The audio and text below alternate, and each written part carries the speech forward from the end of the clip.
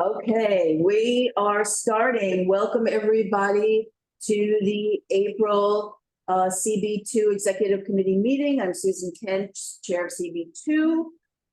We do have a quorum, so we're going to begin. The first item on the agenda is the approval of the March Exec Committee minutes. Do I have a motion to approve?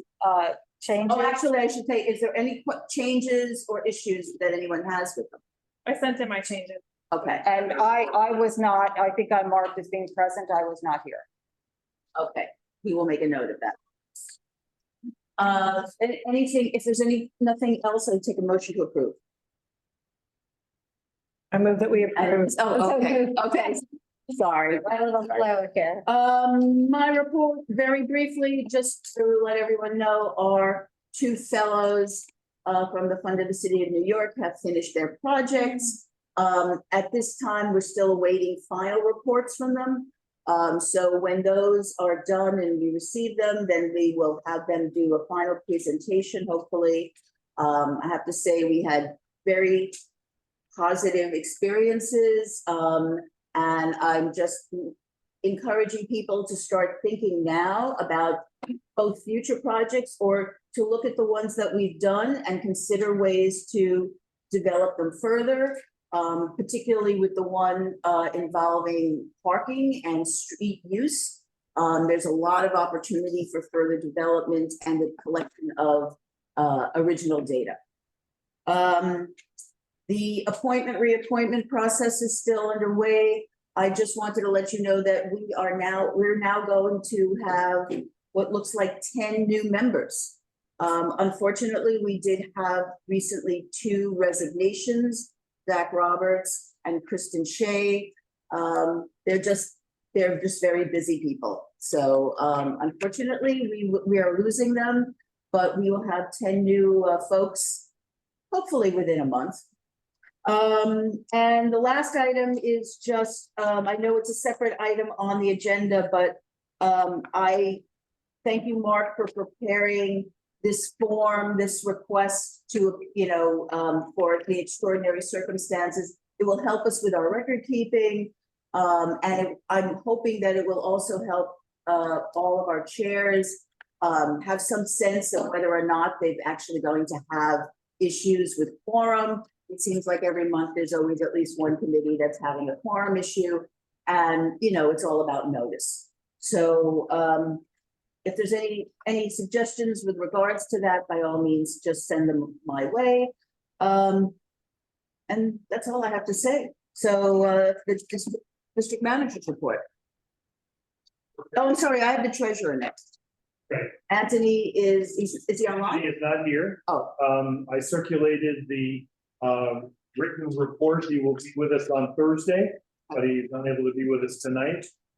He asked me to share that the report before you includes the recent change in salaries for the staff, and that it includes bills paid through like last Friday.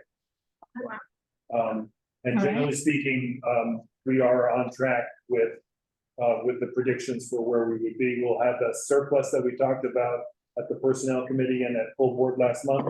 We expect to still have pretty much the same number, which opens up possibilities. And I don't know if anybody has any questions with regards to that. Unfortunately, you'll have to hold them until Thursday because Anthony's. or I can take them back. If anybody does have questions, send them in and we'll try to get you an answer before Thursday's meeting. Okay, and if I could just slide into the district manager report, Please. a good insight. The calendar before you is an attempt to end the logjam ahead of the full board meeting. I apologize that I may have run it out a little roughly and should have conferred with you folks first, but it is intended to start the discussion, and I believe it's done that. I believe the chair will talk more about that in the meeting. And the chair already talked about the Urban Fellows presentations, so I guess I don't need to, other than there were a lot of interesting presentations at the Fund of the City of New York that day, and we were lucky to see some of them. Anyway, I wanted to have a brief moment that about the precinct community councils. The sixth precinct, I guess, had its troubles for a while there, but they have reconstituted their community council. And so a couple of us were at the most recent one, and I'm working with some of the new members of that council to try to keep each other informed as to what's going on and how they might be effective or how we might be effective. So that's just, you know, a bit of community outreach. A shout out to Will Benish, who I don't think is actually with us tonight, unfortunately, but his committee had the DSNY and the DOHMH at their meeting in earlier this month, and it's already paying dividends in terms of the responsiveness of DSNY. It turns out DSNY is the primary respondent on, I buried the headline, I'm sorry, food carts and food trucks. So it turns out that DSNY, not DCWP, is now the primary agency in policing those things. And we've, thanks to that, plus the walk around that the chair reported on last month in the northwest corner of Washington Square Park and around the corner to the West 4th Street subway station that Councilmember Rivera organized. Well, that put a face to a name with the DSNY folks. So now we have really quick response from them on issues having to do with food carts and food trucks that are not adding to the quality of our lives. There does seem to be a little bit of a limit to the DSNY jurisdiction. For example, there are a couple of food trucks in our district that are spewing smoke. They're actually smokers, as if we were in, you know, when my son went to college in Texas. But DSNY doesn't seem to police that. So I'm going to be looping back to DEP on that, because that's the environmental protection is the place where that happens. I know I'm getting lost in the weeds, but anyway, that's all a work in progress, but it's actually bearing some fruit, if I could mix a metaphor. Let's see. Last thing I wanted to mention was we have the venues for the next couple of months. And we are so far, we're grateful to the repeat hosts like the Sheen Center, the Whitney, who may not be able to host us, but they're reaching out to us, which is a really nice thing considering I end up going hand in hand to so many other venues. To Lenox Hill, of course, to the church who hosts us twice a month, every month, and to our public schools, all of whom are hosting us for free. And a lot of my district manager colleagues are having to sometimes pay dearly for the use of space. Right now, we're trying to avoid that because what might seem to be like a little bit of a slap in the face to the people who are hosting us for free. I'm thinking of the Whitney, who had, I think, 10 staff because they've got millions of dollars in artwork and they don't want us spilling Diet Coke on it. That they are incurring significant expense. So it really wouldn't be appropriate not to cover that if we're going to cover somebody else's expense. But that's a work in progress and we may not be able to hold to that. So I'm continuing to work on new sources and venues, but it's tough going. And I appreciate everybody who's sent me ideas for venues already. By the way, the Google thing isn't going to work out because their building is so beautiful that it's in part because it's so wide open. Because it's so wide open, they can't police the public. They would be happy to have us, but not the public. And there's no such thing as a community board meeting that doesn't have the public. So anyway, that's my report. Thanks. Okay. Thank you, Mark. We have, as you've all received, the package of calendar dates. As Mark mentioned, we are really going to try to project forward, and pencil in as many, as many of our committees as possible. Obviously, the further out in time we go, the more tentative things are. But, the goal is really to avoid as much as possible doubling up on nights so people don't have to make choices. It's, and to just deal with the reality that there are just some months that are tougher than others. There are no easy ways around this. Always welcome to have suggestions. If any particular committee has issues or if there's something that you need because you're going to say you're trying to get a particular speaker and that person has a very limited, open window, of course, we will make exceptions, but just please give it a look, let us know. Is there anybody who has any particularly with May? That's really where the focus is right now. Really can't be with us until later, but she asked that, since Thursday the 2nd is not a doubled up date, very often TNT doubles up with SLA, but not that month. So she asked if you could keep Thursday the 2nd. It's your choice, but I mean, yeah, I don't have an issue with that as long as her committee is aware of it. And I thought we were ending the double up because it happens again in June, September, and October. Well, I can't guarantee that November and we'll December. ever have a double up. I mean, the goal of, like, for example, putting things, using the last week after full board to try to minimize that. They're just gonna be, some months that don't have as many open days. So there's a double up on June, there's a double up, That's crossed out, I'm sorry. That's not the 6th is not a double up. okay. And then I just thought that's what so is it crossed out here in October as well? Yeah, that's the idea. Sorry. It's red, so. but Oh, it's- and then yeah, on not red. September it's crossed out. Okay, I just thought that we'd come to that conclusion. I see now it's moved to the 20th. Right. That's awesome. So actually, we're doing pretty well. Great. Yes, Eugene? Yes, so I mean, on the calendar, I think, and again, thank you, Mark, for putting this calendar out for the next few months. It looks great. For May, I think, for the Land Use Committee, if we could pencil in, 2 alternative dates, because I know with the City of Yes coming up, we did talk about having some additional meetings on the calendar, which we think we'll need. Yeah. So we circulated the dates to the committee, but in May, I think the 2 dates that Mark pointed out would be available to us are the 15th, that Wednesday, and also the 29th. I think the 14th was also offered, but that's if licensing committee doesn't meet. So, Great. Okay.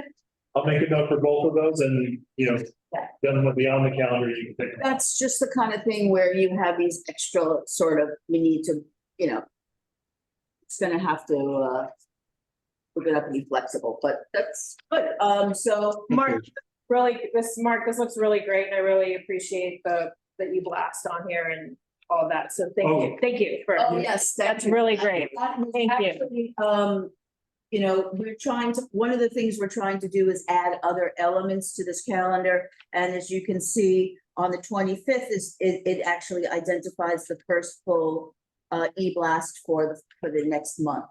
So hopefully that will, let people know it's like that's your deadline if there are things you want to include.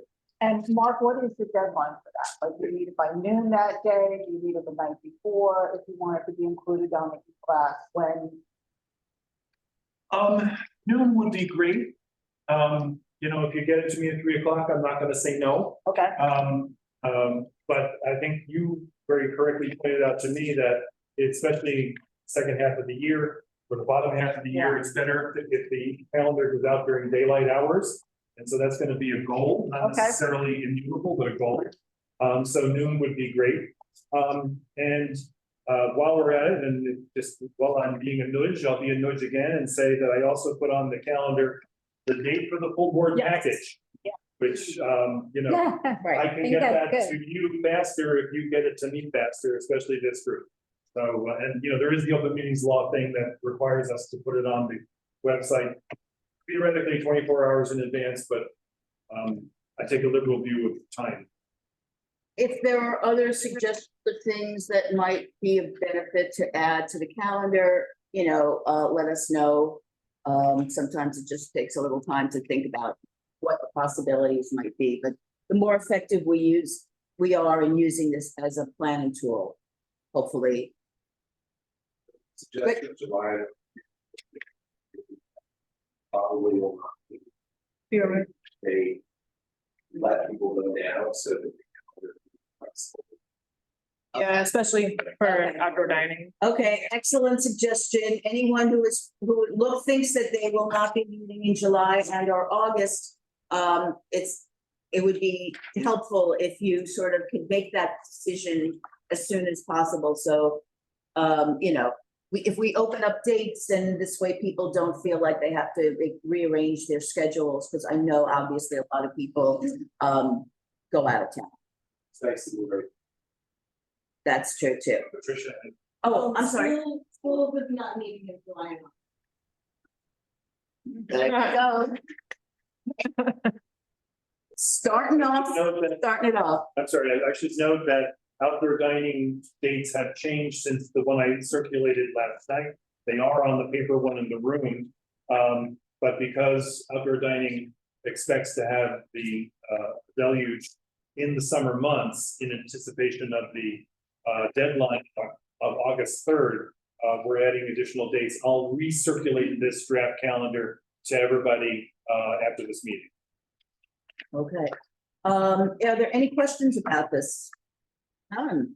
So let's go, I already talked about the form, so let's go to our standing committee and working group reports. Arts and culture, Ivy, do you have anything for us? No, we haven't met. Okay, thank you. And cannabis?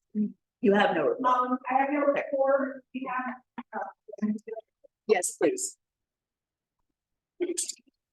We had one one dispensary give notice at 330 Spring Street, but they withdrew due to pushback from the condo board of that building. We expect that Governor Hochul has made very clear that she wants as many licenses as possible in this upcoming month to drop. We're expecting between 1,500 and 2,000. Of course, people are saying, please don't do that. Even though it seems like a slow rollout, actually, New York is pretty much on track for their goal. If we keep pace up, we'll keep you guys posted. If we do get 1,500, 2,000 this coming month in May, then it's possible we'll have lots of applications. So That 1,500, 2,000 refers to state. It's not just CB2, guys. We don't have too much room left, thankfully. But that's all. Okay, thank you. Human services, I know Susanna is not with us. Who's somebody? Okay, well, then we'll come back to it. Land use. Sure. We had one license application we discussed for parking spots at 601 Washington Street.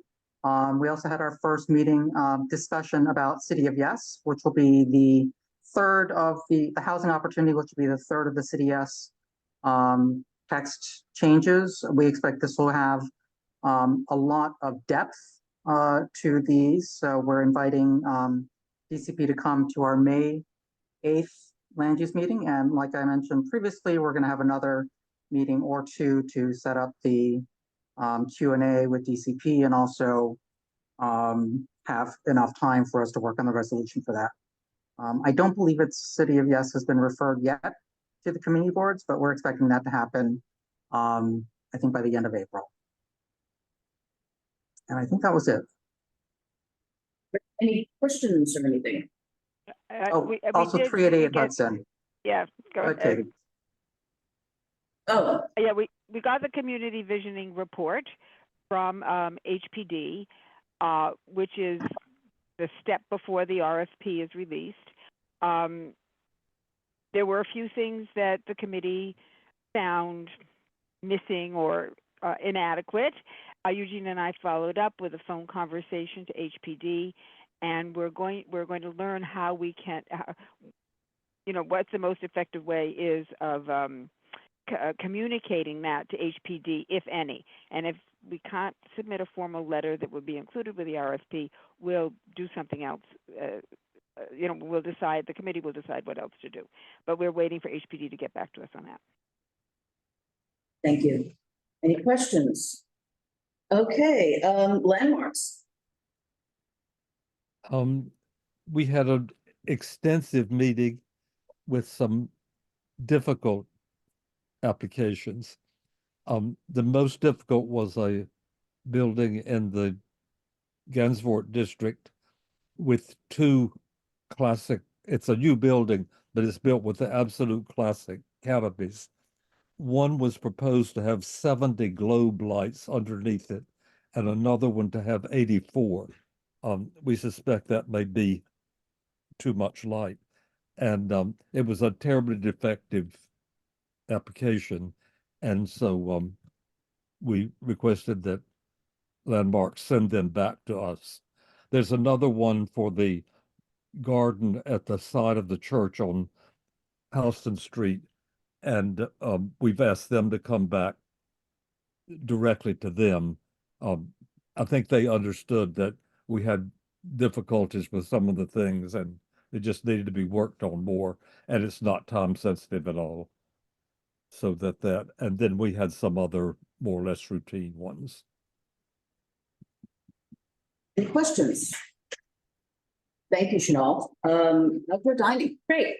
So the outdoor dining working group met last Monday. We had DOT present the pedestrian mobility plan to the working group and the rest of the board. The pedestrian mobility plan was developed in 2019, and it's the nexus for the city's public realm. It informs the siting of sidewalk cafes and affects roadway cafes, which was the whole reason why we wanted to have them come present and explain. It's very much integrated into the Dining Out NYC rules. CB2, every street in the pedestrian mobility plan, every street in the city has been classified into one of 5 categories. So global corridor, regional corridor, neighborhood corridor, community connector, and baseline streets. And that is created based on a model that takes all sorts of aggregate data, such as for restaurants, they use DOHMH restaurant grade data to inform the density. And there's a great explainer on the website and on the CB2 outdoor dining page. So that's all linked there. You can go look up and see if your street is a global corridor or neighborhood corridor. And when you look at they showed us in the presentation, and I highly recommend, if anything in your committee deals with the streetscape or with open space, that you go watch the presentation. It's linked, of course, on the CB2 YouTube page, YouTube channel, but also it's linked very clearly on the outdoor dining, on the CB2 outdoor dining page.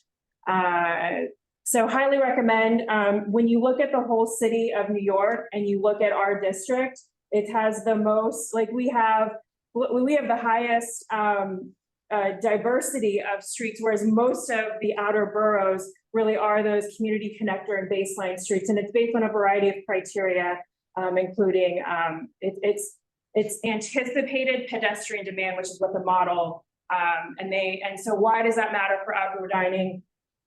It's because it determines what size the clear path is on the sidewalk. So it's come up a lot, and the reason we've been trying to have them come in for the last 5 months to give this presentation to us. And so I'm really glad that was able to happen. It was done by someone from the Public Realm Unit, a planner there. So highly recommend watching it if you haven't seen it. I think that's the most important part. CB2 is the first board in the city to have the pedestrian mobility plan presented. So thank you, Mark, for helping out with that as well.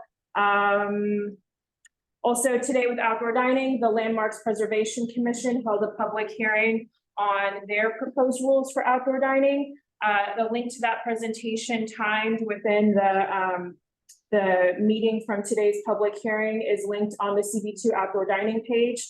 They go through a full presentation that has really great information on it. Gets even more in depth into the rules that are beyond what is on the Dining Out NYC website. So they are taking public comment on that. It's really not much different from the old sidewalk cafe program. And so that's they will be voting on, they will release the amended rules based on any sort of comments that they received. and then that will be out for distribution. So that's pretty much it. Alex, do you know when public comment ends? Ends today. Yep, ends today. And then if I could give a quick update on the Hudson Square bid, since I think that's germane to a lot of people on the board. So the Hudson Houston Plaza, or the open space at 388 Hudson, the Hudson Square bid Traffic and Streetscape Task Force met 2 weeks ago, where MNLA, the design firm that was hired by the bid, presented 2 designs. Last week, the final, the proposed design, I don't want to give the wrong categorization to that, presented 1 design to the full Hudson Square bid board. And that was at the bid quarterly meeting.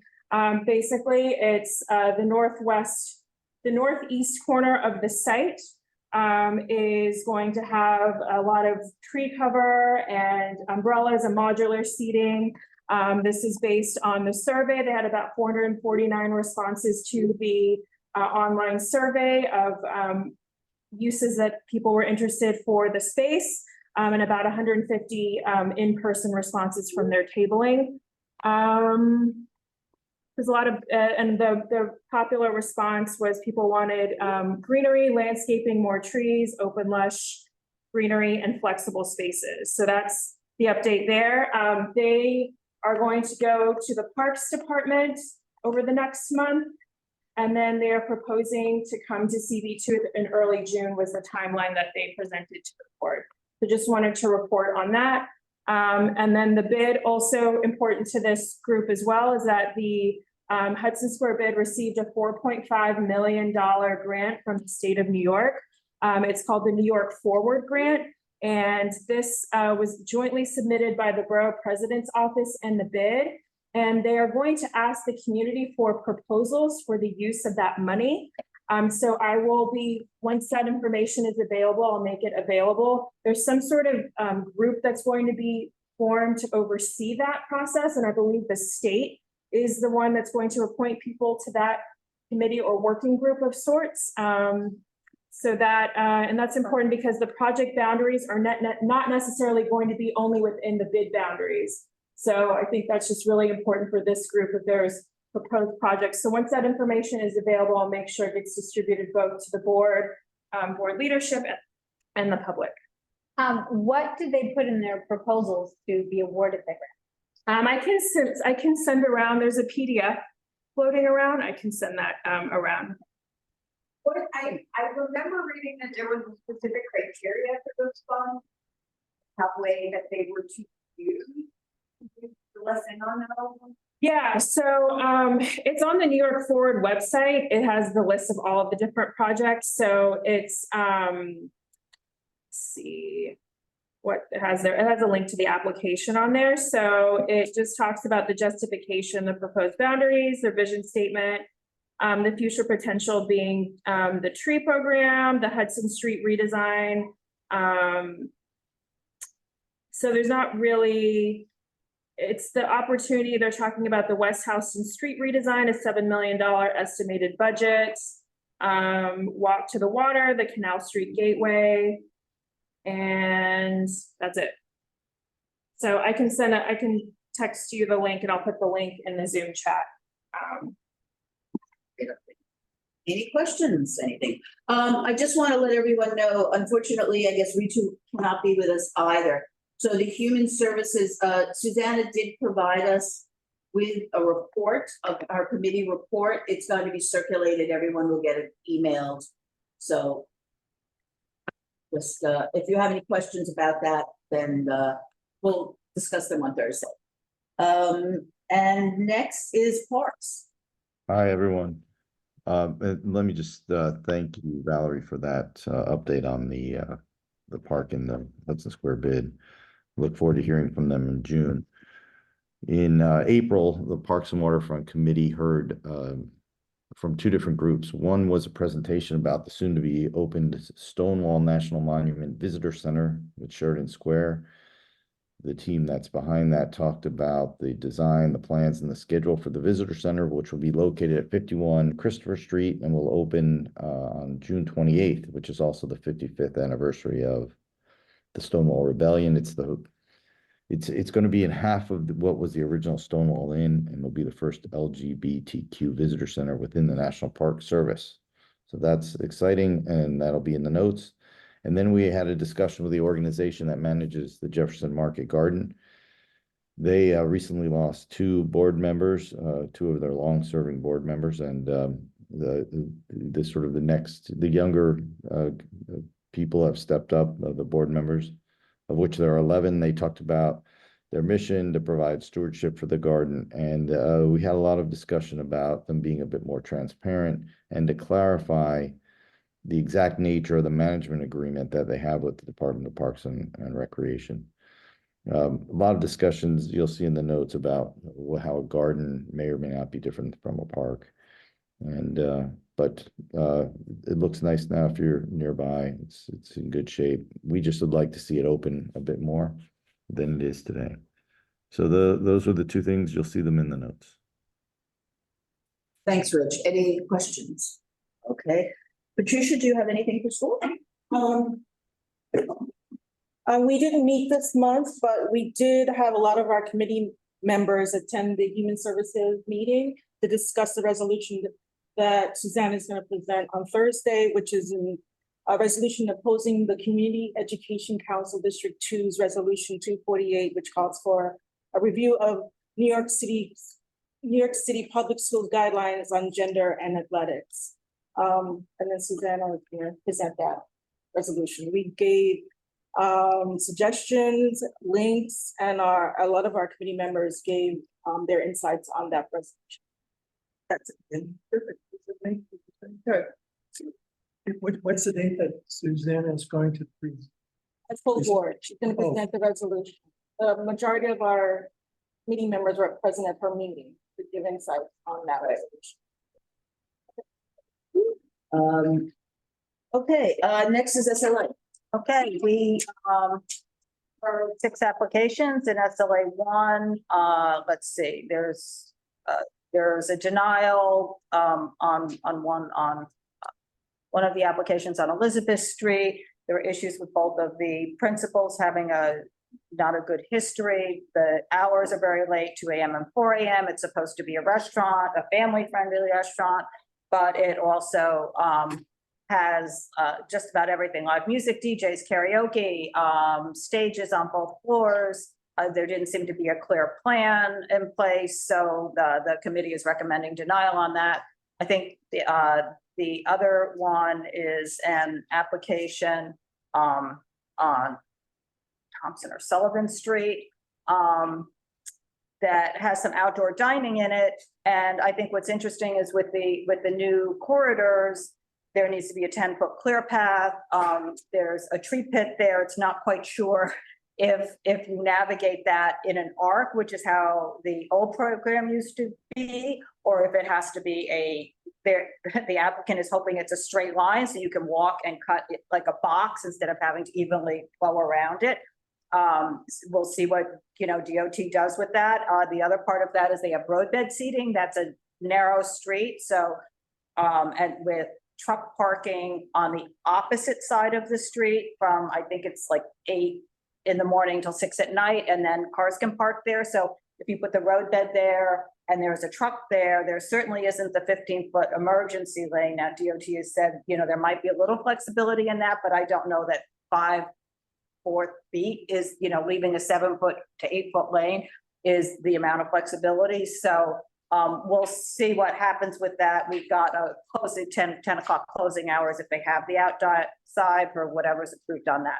So I think we're still in this situation of just trying to see what DOT ends up doing once these applications come through. And Valerie sees what comes in with the plan. So, and then SLA 2, we also heard 6 applications. There are a number of 2 denials for 7th Avenue locations on that one. I'm going to call out the one because I think we were just all sort of astounded by it, which is the Al Antico Vigneto, I can't pronounce that, on 89 7th Avenue, where Barrow Street is. The Italy people sandwich shop, it's already opened. They have 30 seats on the outside. They said they had no seats on the inside. It seems they have about 16 seats on the inside. The SLA requires that there be a bathroom for patrons. So their bathroom is located in the residential part of the building, and to access it, you need to go out of the premises, walk south on 7th Avenue for about a third to half a block, go east on Barrow Street and for another third to half a block, and go into the residential entryway of the building, up the stairs, down the residential hallway, past the residential mailboxes, down the stairs to the basement, which is also used by residents. All of this is done being escorted by somebody who works in the restaurant, because they have the key to let you into the bathroom. They will then wait for you and lock the bathroom when you're done and escort you back. So, Is that legitimate? we don't believe it is, so we denied the application. I mean, it's too bad, really, because the shop itself, the sandwich shop, is great. It's great to have something like that in this location. It's been empty. It will really help. But this, I mean, there's just no, I mean, even forget the ADA compliance issue with all of that.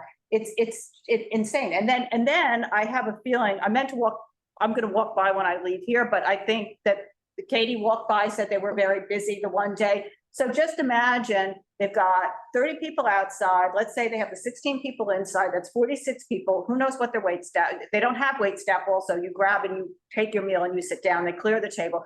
Now you've got delivery pickup people coming in. You've got people who order takeout coming in at a busy time, summertime, a lot of tourists there. You could just imagine what it's going to be like inside. Okay, 3 people want to go to the bathroom. How exactly does that work? How do people even know they can ask for a bathroom? There's no sign. And then how do people feel the comfort level of being walked downstairs and having somebody wait outside the bathroom door for you to finish doing whatever you're doing? You know, I mean, it's just, it kind of insane.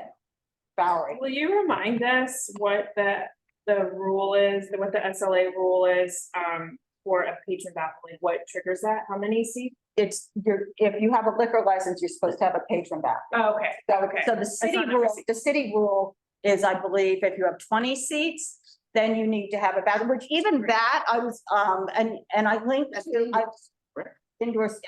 indoor seats. I linked to the guidance in the resolution. I've linked to the SLA guidance in there. There's a 2-bathroom rule, really, because you should have one for each sex. But they waive that often, as long as it seems like there is a bathroom facility in there. With this one, Brian, because you were raising this at our meeting, I would even question, I'd love to get onto, since most of their seating was outside, so you've got your 30 seats outside, apparently that's not counted because that's temporary seating, but temporary seating 8 months of the year, 30 seats, 16 inside, that's 46. But even if you have 16 inside, the rule says, because I read the rule this afternoon, seats in the restaurant, right? Seats. But, that doesn't include wait staff. So this is they're walking a very fine line, I think, on a lot of levels with this one. So that was interesting. The waiver is legitimate for them to ask. Right. It's just not, we don't think it should be granted. And waivers like this are granted by, for example, if you go back to the Rockaways, the pavilions, we have several establishments. Beer and wine, they have a common bathroom. Time out. Can Carter get near a Oh, microphone? yeah. I can't hear anything. And it's the captions don't show it. I was just saying that it's a legitimate request, but we don't think it's legitimate to be accommodated by the liquor authority. An example of where they would use this is out like in Rockaway at the beach pavilions. They have a couple of restaurants that serve beer and wine, and they use the city's bathrooms as the establishment's bathrooms, which is a normal way you would walk. But here it's walking around, a corner. It's just not something that we generally do in the city, and it doesn't seem like it's a reasonable accommodation. Wow. Well, and I think that's something that didn't come up in the meeting. Well, tangentially, it came up in the meeting, but what really has a big influence on this is the federal ADA law. for public accommodations. And of course, the only way that those get settled or adjudicated is somebody has to go in and say, I need accommodations and you're not providing it, I'm suing. Oh. This, And when you did bring that up in the meeting, they said they are exploring using a neighboring restaurant for the ADA component of the bathroom. Oh, wow. In addition. So, In addition- so right now, that means Wasn't they it- are per se non-compliant until they fix that. Well, they're not really because they're not serving alcohol. Yeah. So there's. well, not serving alcohol, they don't have their outdoor seating set up yet, at least when I went by. So this is a request for more seating and serving alcohol, which would trigger all of these compliance issues. And to me, it's so blatant of crossing way over the line, but I don't know how it would be said. Carter, you would know, I don't know, I couldn't find the questionnaires for the previously licensed spaces there, but I think looking at the plans that they have redone the whole back half of the space now as kitchen, so you used to be able to, there was a restaurant there before, and how did you access that? It was reconfigured. Right. Right, so, you know, it was a restaurant, there was a bathroom, but they've reconfigured it also now where we have this situation. And this is something we've consistently brought up because these types of businesses should have bathrooms for their patrons and all the people who live in our community. And, you know, that's a reasonable request, and it's really a big burden on other businesses when they don't have bathrooms, and you can see that throughout the community board. I'm sure everybody's experienced. Yeah. I hope they're able to find some sort of solution. Okay. Wow. Anything else, Donna? No, I think that's, next month is looking to be busy enough. Is anyone delivering street activities? Because Will is not with us. Mark, is anyone doing street activities? Not that I'm aware of. Okay. Let me refer to that. Okay, so we'll get a report on Thursday. And traffic. Okay, so actually we had 3 items, all I think are worth talking about a little bit. The first one was a request for a loading zone in Soho, Mercer Street, south of Houston Street. It turned out there was a loading zone there already. It was just that the applicant didn't understand that no parking allows for a loading zone. And this was one of the first things that TNT has ever denied. It was a unanimous denial for that because it just, the feeling was that it had to be looked at in a much broader basis as to what was going on in loading zones, and it was obviously an enforcement issue. So that's 1. 2 was open streets. And we had received a list of approved open streets from DOT, 17 on the list. And the public came to deliver some really disturbing kinds of experiences with 7 of those 17. Now, actually that reduced to 5 because 2 of those 7 were connected to the other 2. But whatever the case, on those particular streets that they were talking about, the open streets are just not working. Most of the problem are the impacts of traffic that tends to then be diverted to other streets, and often smaller streets, which really can't take them. And this results in the usual honking, a lot of danger to pedestrians and bicyclists. In general, just mayhem. And these folks seem to be really suffering. So the feeling was that DOT has got to do some other kind of homework and take a look at these open street applications in their broader context and see how they really work together within that network and how they work with other streets and what kind of mitigations can be done. And 2 of them we strongly advise should not be accepted. We could not understand why they were approved One of them actually didn't even have the same sponsor, which was a restaurant, but had closed, and was also called the School Open Street, which it wasn't. So that was definitely out. And the other was Petrosino Square, Lafayette Street, where we've been asking for years for DOT to carry through on a promised, imagine Petrosino Square study since 2021. And that's never happened. And first they said it was because of COVID, but they still haven't carried through, so we pushed on that. So in general, kind of a very disturbing report on open streets, mostly because the feeling was that DOT really is not looking at what's happening on these open streets, and they just kind of automatically approve them. So that was number 2. Number 3 was much more optimistic. It was a request to ask for an extension of the 6th Avenue bike lane, which we've had for several years, since 2017, I think it was 2016, and were promised that that would extend south. It already has extended north to 59th Street. And this was simply a request to extend it, not to Canal Street, which is what we originally asked for, but to 3rd Street or Bleecker Street, in the most problematic areas for a bike lane.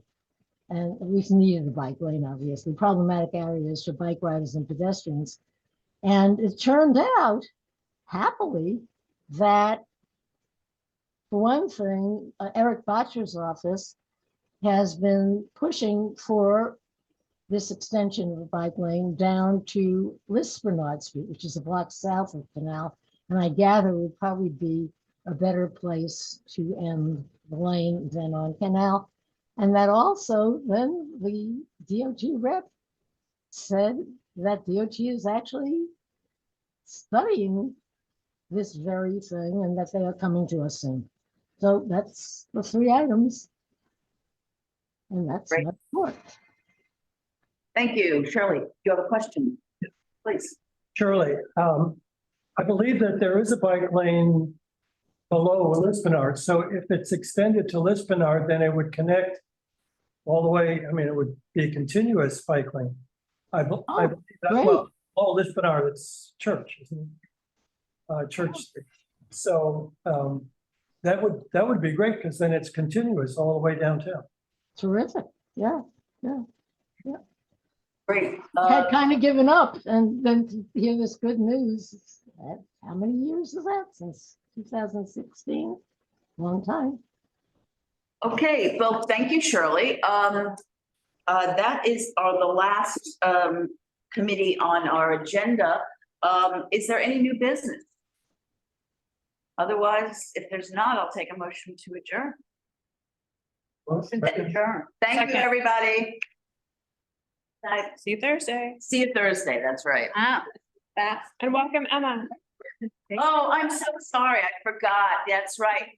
Our, our new secretary is here. On Thursday. Cameras on time. Yes, she was.